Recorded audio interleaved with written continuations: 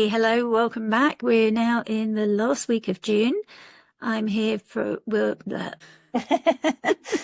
how it feels. we are here from Astrology Kairos, and I'm Sonia from Celestia Astrology. And with me is Christa from practicalastros.com. Hi, Christa. Hi.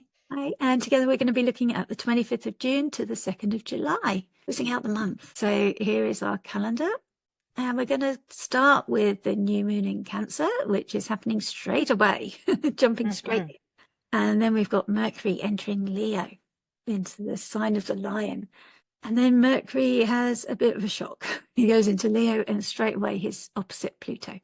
So we've only got 3. We get some weeks like that. Some weeks I'm doubling up and worrying about which ones to include. And some weeks there's just 3 to look at. How does this week look to you, Christa?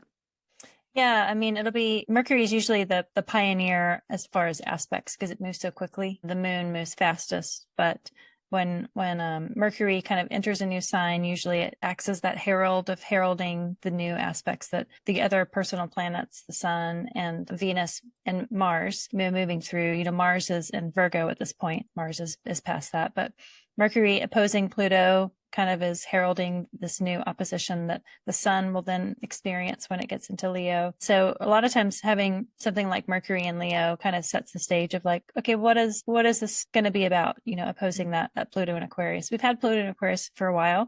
It's retrograding, but it won't retrograde back into Capricorn. It's definitely in Aquarius at this point. So I don't think it'll necessarily be anything new, but opposition is kind of like that tension point, and that's how we end the month. We spent the month talking about Jupiter in Cancer, the Sun in Gemini, but this week it's really the Sun is fully into Cancer. We're looking at the new moon, but then also just that tension of the Leo Aquarius houses. So I don't know how I feel about it yet. I love new moons, and we'll just have had that cazimi with the Sun and Jupiter a few days before. So this new moon, it feels kind of like a continuation of that cazimi story. Yeah, it really does. It just feels like Lunar and Mercurial. Mm-hmm. Very solar week last week, and it's like we're working our way through the planets. Yeah. Mercury and the moon are so much about the mind. So maybe this will be more of like a quick mental, intellectual, or emotional and intellectual week, you know? Yeah. That new moon in Cancer, the lunar, the home of the moon. And of course, the new moon is very lunar. The moon goes dark. So our thoughts go internal. So it's a very private, personal new moon. And then Mercury in Leo in the Sun's place is external. Our thoughts turning outwards. And then again, opposite Pluto, more about the shadows. But Pluto in Aquarius is about the collective. So interesting opposition there. Yeah, just these 3 aspects. If we think of a dark moon, the moon and the Sun are together. And so the Sun outshines the moon. You can't see the moon. So it's this moment where the moon is hidden from us, and new moon as like a seed planting moment. You know, you don't see the fruit on the day that you plant the seed. The seed planting is kind of that intention setting with the promise to nurture whatever seed has been planted. But then the next day for Mercury to go into Leo, which is a loud, fiery, expressive solar sign, it's almost like if we have a really good intentional moment in the new moon in Cancer, the next day we want to shout about it. And then shouting about it, through the Leo house, maybe it brings some opposition or counter argument from the Aquarius house of like, you said you had this idea, but I'm going to challenge and challenge you to see that I disagree with it, or I don't think you can do it, or I just want to argue. That oppositional nature, it feels like it kind of is related to that new moon. A Cancer can't see the Aquarius house or the Leo house. So it's almost like the intention that you set in Cancer might immediately be shown through the Leo Aquarius house in a way that maybe is unexpected. But I love a new moon. The moon is at home in Cancer, like you said. It's co-present with Jupiter, exalted there. It's co-present with Mercury because Mercury won't leave until the next day. So it feels like an extra chatty Cancer new moon for this. And I feel like we might want to just share whatever that new moon intention is with Mercury entering into Leo. That's really nice. It's nice to look at the week that way, about how it flows, especially when it's a lunar way and a Cancer moon. So here we are with the Nicola Allen's beautiful Wild Way Oracle card of these lovely dolphins swimming in this cycle, in this little circle that they have going. And the decan is Venus and Moon ruled. So we're still in this nurturing place, this nourishing place. And these are the keywords: nourishment, intimacy, and enmeshment. And it's really about this relationship between the two. And it's called give and take, which just seems really nice. So we're in the first decan of Cancer. This is happening on the 25th of June, and it's at 1:31 British Standard Time overnight. So it would be 12:31 midnight, half past midnight Universal Time. So just that it would be the day before, probably the 4th of June in America. Yeah, I like the Mars at 4 degrees is also kind of still in that sextile to the new moon and close to Jupiter. Both Jupiter, the sun, and the moon are still square to Neptune and Saturn, but past it. So hopefully that tension is lessening a little bit. There's also Mercury is sextile Uranus. I like Uranus, Mercury connections. So much of this just feels like kind of like the mind. What do we think? How do we think? How do we communicate that? That expression will maybe be given a bit louder of a voice once it goes into Leo, but just there's some sort of story weaving, maybe just under the surface, undulating, kind of like those dolphins. And how do we weave the words together? The connection with Uranus there really does feel like we have that spark of the mind with the new moon and past the burdens of that Saturn-Neptune square over there in Aries. Yeah, it's nice to get that fresh start when you're past those difficult hurdles, and then you get into this watery place and you can just sit there with Jupiter and just connect a little bit. We've got Austin Coppock calls this decan mother and child, and Kira Ryberg calls it connection. And you've mentioned before that the tarot for this decan is the Two of Cups, and it is just this celebration moment of those two women toasting each other with those two cups, isn't it? Yeah. So it's that nice moment. And the narrative for this card is that we get this delightful scene of love, care, companionship, where intimacy and nurturing are highlighted. And we're asked to contemplate this and to feel into the sense of ease and flow and harmony. And we're reminded that it's possible to create collaborative relationships that are full of care and consideration. And when we see these Cancer 1 dolphins swim by, we're being asked, are my relationships mutually beneficial? Are they supportive? And do they meet my needs? Is there trust, harmony, and mutual respect? And are you looking for a healthy balance of give and take? So it's just to take a little bit of time out and reflect on those questions. And if you see an imbalance as well at this time of the new moon, is there anything you can do to redress that imbalance? Yeah, because relationships aren't necessarily contractual, or they're not like, I gave you X amount of hours, now you give me X amount of hours. It does fluctuate. And if it does feel like there is an imbalance, to reevaluate it and say, I don't care that you always do the dishes. You never do this and it bothers me. So can we take turns and can we change it up so that it doesn't bother me anymore? It doesn't have to be, it's actually as calculated, because Cancer is flowy, but it is emotional. It is watery, and there is kind of like the emotional toll that things can take if there is an imbalance. Of like, it bothers me that I always have to call you. Can you call me sometimes just so I feel like you're thinking of me before I think of you? I mean, it's like kind of having that, or, writing out a letter of complaint and never giving it to the person, but just getting it out, just like releasing that emotion so that you can kind of give it out, and maybe just saying it out loud once is all that you needed to kind of release it. Because new moons, I feel like they're a good time for seed planting, but they're also a good time to let go of what maybe isn't as nurturing or nourishing to the seed that you want planted, like letting go so that you can set the intention. Yeah, it's like that last chance of if you're going into a new cycle and you don't want to take what you should have released in the last cycle with you forwards. Mm-hmm. So it's like the last chance to let what you don't want to carry forward go. Yeah. So yeah, when that's drawn to your attention, it's like, no, I'm ready to release that. It really has to go. And if you think of moving from one house to another, sometimes it's a pain because you have to pack everything up and move it to the next place. But you also get to go through stuff and let go of things that maybe, if you haven't moved for a long time, you've built up a lot of just energetic stale, stuff. And a new moon is kind of a good time to like do that purge, do that cleanse, do things kind of in the dark of just quietly throwing away, composting, recycling, donating, or repurposing whatever you have, just so you can have the space to then start anew, figuratively and literally. Yes, because it is a new moon, but both rulers are there in the sign, which is nice. You've got the exaltation ruler and the ruler, the moon, and the sun illuminating it all. So you've got those significations of a new moon, but just you're only going to get that in Cancer, aren't you, really? Yeah. It's the only sign the moon rules. Just I mean, you would have it like if it was a new moon in Taurus with Jupiter there, yes. But it's especially more true because Jupiter exalts here and the moon is at home.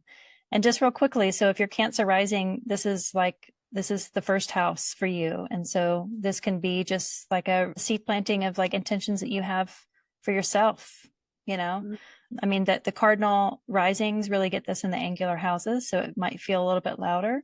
It's a good chance to kind of get this going. It's different from the other houses, but if you put Cancer, if you look at your Cancer house and see kind of what you want to see grow there, I feel like there's some good blessings. There's the benefit of having both benefics in relation to it, because Taurus is sextile Cancer. It's, past the exact sextile. Venus is past that, but it's still viewing upon it. And so look at the Cancer house. Where does that fall in your own natal chart? And what seed do you want to commit to nourishing for the next few months, for the next year, and see what you can grow there? I think it's a good time to kind of make it happen. You've got the benefics, both kind of giving their blessing to the Cancer here. Yeah, absolutely. And those cardinals are Aries, Cancer, Libra, and Capricorn. It's the people that are really getting this loudness of this Cancer. Mm-hmm. This can be about intimacy and nourishment, as we said, like with enmeshment. Yeah, enmeshment. And that can be too much as well, especially with Jupiter there. Like, be careful of the enmeshment.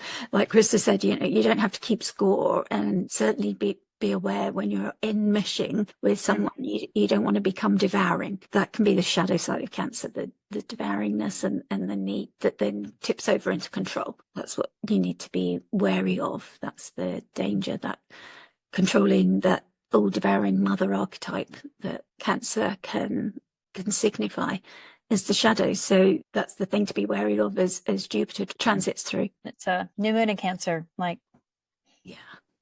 What a beautiful, beautiful day. It is Mercury's day. Kind of looking at that. The lunation is happening in the bounds of Mars. So we look at Mars's rule. Mars is in Mercury's temple and in Mercury's bound.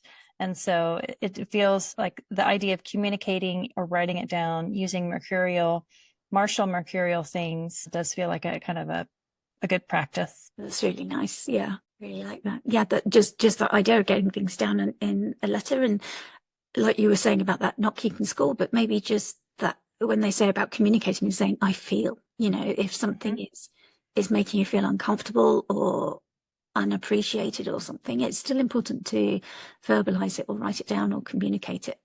Yeah. Especially if it's adding up over time and not letting it fester, the give and take, even if it's not 100% equal, that you feel that there is balance somehow. Even if it's not strictly hours somebody puts in, or the tasks aren't split 100% down the middle, or whatever it is, however it works for you. But as long as it does work for you and that you feel that it's fair, that's what's important. And if you don't, now is the time that you take a step back, reflect on that, and see what you need to do to redress it and communicate it. And if you live near a body of water, an ocean, a lake, a stream, a river, taking that letter and slowly curling it, tearing it into little pieces and throwing it into the water and just letting it go away.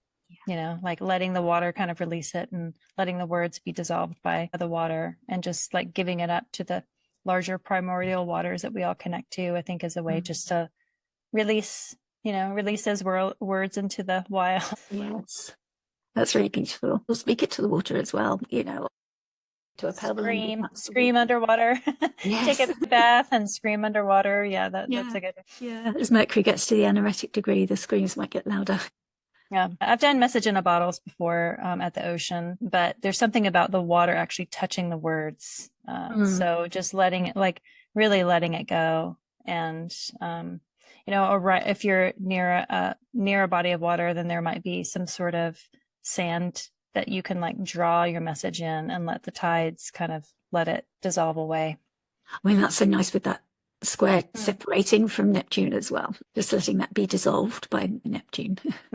That's so nice. Okay, and then we have Or a day and a half later, Mercury goes into Leo. So you've got Mercury going into Leo on the 26th of June, and this is at 8:09 p.m. British Standard Time, so 7:09 in Universal Time. So I think we'd have the same day, would we? It would be possibly overnight for some and early morning for most. Yeah, I think Australia would experience this on Friday morning, but the rest of like Western Europe and North America would experience this sometime during the day on Thursday, on Jupiter's day, on the 26th. So we have shout it loud, shout it proud with Mercury up there in Leo. Yeah, Leo quite often is the spotlight or the stage, or really being authentic leadership and purpose and shining our own light with our thoughts and our words. So bringing those through, everything that we've learned in Cancer, the vulnerability. You don't often associate vulnerability with Leo, but it can be there. Or Syncopic's got a decan that's the mask, and this decan can be about that stepping into the spotlight and the need to do that, but even though you're vulnerable, but showing up authentically as well. To be brave, you're not brave because you start off brave. You're brave because you have worked through your vulnerability and still chosen to do whatever the thing is. So the tarot card with this is the Five of Wands, and it's like you see 5 characters kind of play fighting with their wands. So you're working something out, and it can be playful. It doesn't have to be just discordant. I like this, the antitia between Uranus and Mercury there. There's still that connection point. Uranus is half a degree away of moving into Gemini. Gemini and Cancer have antitia with each other. Leo and Taurus have antitia with each other. And so there is still that Uranian connection to Mercury there moving into Leo. It's square by whole sign, but they have the antitia being so close together, while Mercury is at least within the first 30 minutes of it being in Leo. It has that exact antitia. So I do like that moment.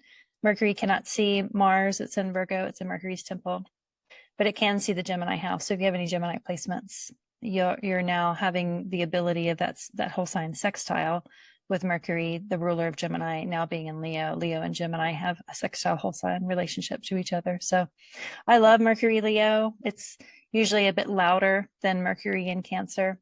It's like, coming out of the home and then sharing what's been undulating in the watery nature of home now is being shared through the expressive nature of Leo. It's solar, the sun resides there. There's no other ruler. So it's just solar.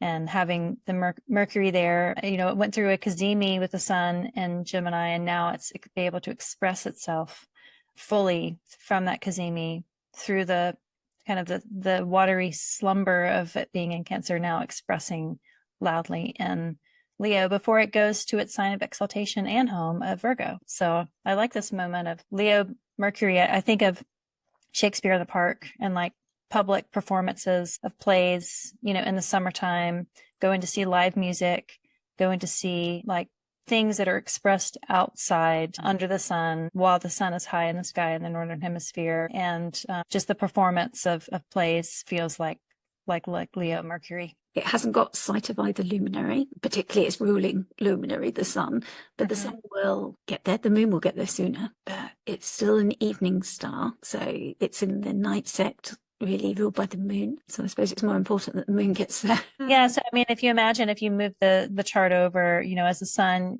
sets, on the descendant, Mercury is visible, right? So you can see Mercury at night. If you have sight, there's no clouds, you don't have trees or mountains in the way like I do, so like having Mercury be in that trickster phase, that night phase, it just feels like it's getting a bit more prominence in the sky. And maybe we'll see that Mercury themes of will have more prominence in our life, that we'll be able to speak louder, speak more clearly, speak with more authority, speak with more attention.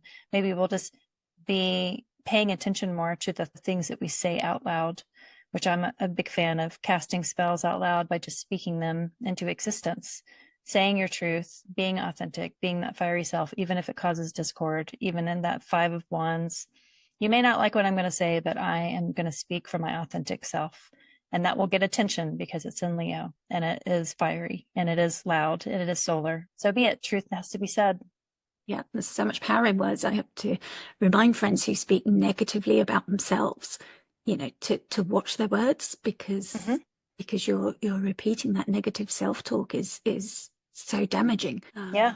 And to catch those words and to change them, and to be conscious of that negative self-talk and how it can really drag you down. And even if you can't switch it around into positive talk, to at least stop those thoughts and be mindful of repeating them. Yeah, even just the switch of like, I have to go do this, to changing it to I get to go do this. Yes. Yeah. Or just not saying it. If you can't change it into something positive, just catching that thought, then or I'm able to go do this. Exactly. Or I am looking forward to this being done. It will be done. I get to cross it off my list. So mote it be. It just, saying I have to, or I can't do this. If you keep telling yourself you can't do something, you'll be right. Yeah. And that's when I coach Girls on the Run, that phrase, I can't do this, like part of Girls on the Run program is to teach empowerment. And so instead of saying I can't do this, to say I can't do this yet. Yes. That's just adding that one little word is like, it gives you hope. Those 3 little letters just give you that little bit of hope to tell yourself, I can't do this yet. But by saying I can't do it yet means that you're telling yourself, like, I'm going to work at being able to do this the best that I can. And maybe I won't ever do it in my life, but I'm going to try. So. Yeah, it's so different, isn't it? And it's such different energy, and those spells that you're casting by saying it as well. You disempower the I can't do it. Because what's your brain to think if you're trying to do something and then you're telling yourself you can't? It's like your brain is muddled before you even start. No wonder you can't do it. Yeah. Even just like remediation of this, sitting in the sun and writing in the sun, like just taking advantage of the warmth and the sunshine when you can get it, writing things down, writing ideas down, writing that, what you want to express down, and looking at the Leo house. Like for me, I'm Scorpio rising. So Leo is my 10th. How am I seen? How am I seen at work, with what I do for a living? How do I express myself publicly? How do I want to be known? Do I want to be famous or infamous? Like being choosy with the words that I express publicly. If you're, Aries rising, it's the house of pleasure, writing for, or writing about what brings you pleasure, or writing for pleasure. If you're a Taurus rising, this is your 4th house of home, like being at home and communicating with what home means to you, connecting with people that you are related to or that bore you into the world. I mean, if you're Leo rising, it's expressing of self. There's all like Mercury going through all these houses gets to express itself, depending on your natal chart, all the areas of life. Gemini rising, this is your 3rd house of siblings. So it's just, it's going to be expressive in the way that, that is designed from your natal chart, but collectively we'll experience it, I think, just louder and funnier. I think Mercury in Leo is just funny. It's comical. It wants to shine. It wants to be shiny. It brings up games and sports in a way of, that back and forth, like tennis or pickleball or volleyball. It's like being active and being solar and being outside and bringing up heat. I like that for kind of having a running buddy even, So I'm looking forward to this. Yeah. And one good thing, if you've like identified with what we were talking about, the negative self-talk, is maybe to just sit down and write for yourself 1, 2, or maybe 3 things that you say to yourself, and how you could add that word yet, or just change one word in that sentence, and just work on, even if it's just one of them. Work on maybe switching it up and asking Mercury and Leo to help you with that. Yeah. He'd love to help you just step it up, because this is the regal sign, the sign of the king. He wants to embody that, holding your head up high. Another thing that came up was there are people that say they're sorry a lot, like sorry. It's almost like they use it as a filler word. If you are one of those people, try the practice of just saying surprise instead of sorry. It makes it sometimes kind of uncomfortable. Instead of apologizing, you're like, surprise, but it kind of adds a little bit of play and game, and it gets you out of the habit. If you can replace, while Mercury is in Leo, try to replace those superfluous sorries with superfluous surprise, and it just really lightens the mood, and it reminds you of how often you say sorry. It might take the whole transit to get into the habit, but it is pretty funny. And you can kind of surprise yourself with the mood shift instead of being like, oh, I'm so sorry. It's like, I'm so surprised. It just really like helps like brighten the mood. Yeah. Yeah, we've been trying that, haven't we? And it's worked quite well. But it's a very British thing. I mean, it is baked into our DNA to just apologise for everything. It's just part of the we apologise for the weather and things like that we've got no control over. Yep. And we might need that, because it's coming into the opposition with Pluto. It is heralding the sun moving into Leo later this summer, which will also oppose Pluto. And then Jupiter next year, which will oppose Pluto. And Venus will also be moving into Leo, which will oppose Pluto. And so we're looking at these things opposing Pluto, Mars being the one that did it first, but Mercury and Pluto there, what is being unearthed and communicated as such with that opposition. And, I think a lot with the Pluto and Leo generation, kind of having this opposition, maybe Mercury there giving voice to what that tension is, what the boomer generation quintessentially with Pluto and Leo, kind of giving voice to that and giving new life to that and honoring that, and also letting some of that go as Pluto is retrograde. What are we returning to? What do we not need to hold on to anymore? And Mercury kind of giving voice to it. Because you've still got a Pluto and Leo president, haven't you? And you've had a lot of them, a whole generation of them. Yeah, a lot of our leaders, globally are of that age. And I think that part of the Saturn and Aries transit is going to be really coming to terms with the gap in age, because that's, to me, like Aries is the young, sprightly child energy, and Saturn is the old man energy. And that tension of how do we reconcile the two? And the Pluto and Aquarius, and then these transits of things going through Leo also kind of echoes that. How do we reconcile honoring both age and experience and authority versus the change that inevitably comes from new, younger perspectives? Personally, our old thoughts, how do we allow those old thoughts to kind of dictate the direction of life? Or how do we change sorries to surprises and really redirect our mood and the words that we use and tell ourselves and express out loud to kind of shift the direction with that opposition? Oppositions are the nature of Saturn, and we get perspective, but sometimes that perspective comes from having a point of tension and things seeming to be opposite each other. But I don't dislike a Mercury aspect to Pluto. I think that it's usually entertaining. Yeah, but it brings out those shadows and gives voice to them, doesn't it?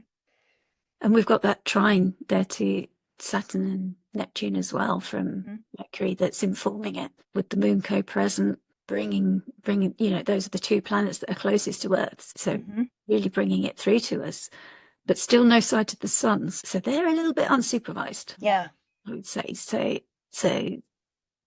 Unexpected things may happen, especially with Mercury in trickster phase. Trickster phase and unsupervised is not necessarily great, and he's facing the shadows, but he's comfortable there because he can travel through the psychopomp phases and go into these dark places. I mean, Pluto is said to be the lord of the underworld. Mercury can travel there, so he's not unfamiliar with Pluto's significations, as he's unearthing like the death, rebirth, struggle of the mind, and how our thoughts can help or impede that sort of process in this struggle. And then we've got Saturn and Neptune, who've been causing all this trouble with the squares, suddenly coming to the rescue. It's like a strange new position for them from Aries, asking, who am I? Helping Mercury in this leadership role, but like newly entered and then newly facing this opposition to Pluto, the old guard. Yeah, we're getting closer with Venus approaching Uranus, which also feels similar in that. Like, we're not going to have that until the first week of July. But that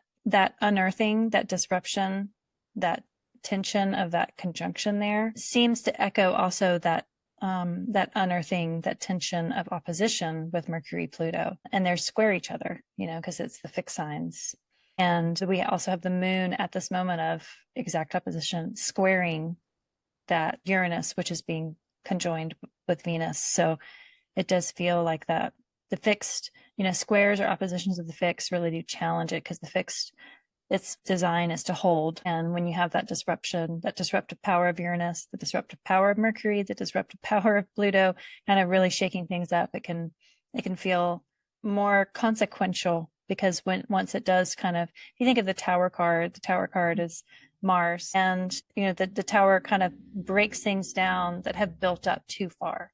There are barnacles along like the support network of a dock. And when you have barnacles just growing and growing and growing, it can kind of really soften the wood of that support beam of a dock, and it can just be destroyed. So by like chipping those barnacles off, it can cause pain, or just the energetic or theoretic barnacles. Letting things kind of chip away and break down and fall down is actually best for the structure. And having those fixed be there, it feels very like a good tower moment of letting things crumble away so that you can actually have a healthier foundation after the fact. The aftermath will be better for us because there is that disruption and excavating things that need to either fall away or be reintroduced. Yeah, that's a really nice way to explain it. And they're like to be longer lasting. This fixed nature is more likely to sustain whatever comes in to take its place, to be long lasting. But we may need to wait to see what that would be, maybe when the sun enters Leo. Yeah, we'll have that towards the end of July, so probably like a month from now. The moon will hit it before then. But this moment, because of the moon's relationship to Uranus with Venus approaching, because the squares that Jupiter and Saturn have just had with Jupiter and the Sun have just had with Neptune and Saturn, this opposition is kind of like, well, now let's add this to the mix, because like while we're overcoming these other squares, I've got another thing to bring up, and Mercury at least gives voice to those things. Yeah, it brings it into the public arena. Aquarius is very public, and so is Leo. It certainly brings it to everyone's attention, and the moon representing the people. Everyone's aware that the emperor has no clothes. Yeah, I mean, if we think of Leo just as like the singular light, like the light shines on me, and the Aquarius is like the light shines on everybody. It's like, what are we shining the light on? Or what are we communicating that we want the light to be shown on, so that when the sun does go into Leo and the sun is at home opposing that, we've already communicated what we think, what is our individual banner and what is our collective banner. And there's just something about the retrograde Pluto. It's like, it may not be something brand new. It may be something like, you know what? I have wanted to say that for a year. It's nothing surprising. Maybe it's like we turn surprise into sorry. Like, sorry, it took me a whole year to bring voice to this. And I don't feel like it's going to be something brand new. I feel like it's going to be something that we all kind of recognize is like, yeah, we have needed to address this for a while. Yeah. So such a happy note to end June on. I'm sure we haven't got a nice benefic signature. Well, we kind of have. We've got a whole sign sextile still between these benefics. So there's that support still.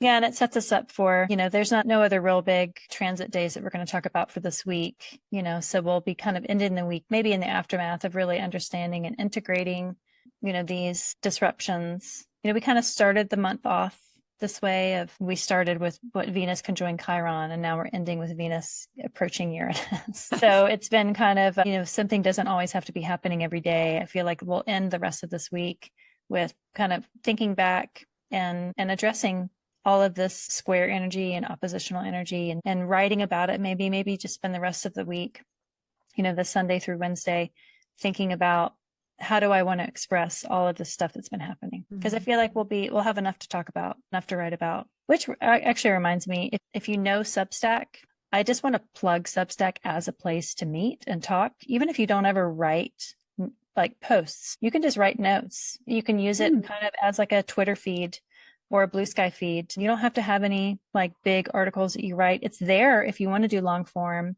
But I like Substack just for the interactive social media aspect of it. I feel like it's a really great place to kind of express communication. I think it's a good Leo Mercury place. So if you don't have a Substack, it's free. I would sign up because I just feel like it's just a much nicer place to hang out as opposed to all the other ones. You can put, videos and images like Instagram, but it's really there for writers. And if you have thoughts that you write down, then congratulations, you're a writer. It doesn't have to be for a professional writer. I'm not a professional writer, and I love spending time on there. So I feel like maybe that's, if you needed a sign to join another social media platform, then here it is, Leo, Mercury, go sign up for Substack, because I think it's just a really nice place to be. Absolutely. Yeah. There's just that more community vibe, isn't there? That Jupiter in Cancer. It's a Jupiter in Cancer place and a Mercury in Leo place. Yeah.